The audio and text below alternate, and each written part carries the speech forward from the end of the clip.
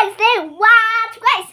Don't forget to subscribe my YouTube channel, like and share. Thank you so partner this video guys. So may pasalamat yun sa Ginoo kay niarang-arang na ang akong ubo na ayon na jud guys, naarang-arang na, nihunong na, di na ko sige ubo. Di na ko sige mata-mata kay ikong ubhon ko magmata-mata magud ko. Unya karon di na ko magmata-mata, okay na.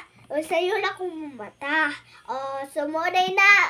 Ang ngayon, pasalamato lang atong Ginoo. Ang Ginoo mo ay naghatag sa atong kinabuhi. So, hindot yun kaayo ang Ginoo kay insaw na to pagilhawa kung watagi mo sa Ginoo. Watay ilong. Suway ko na. Wadun tayo kwan.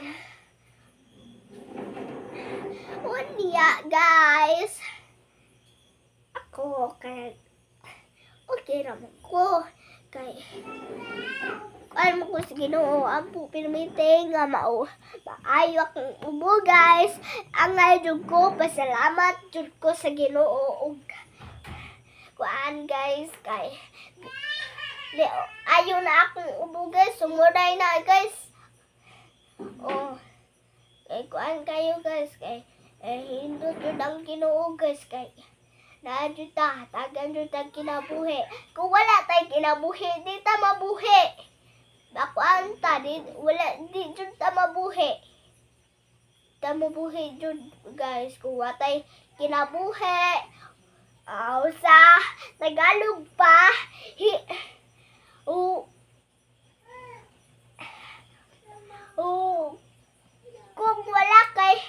wala kang kasing-kasing din, mamatay ka na. Mamamatay ka na. Walang kang puso. Hindi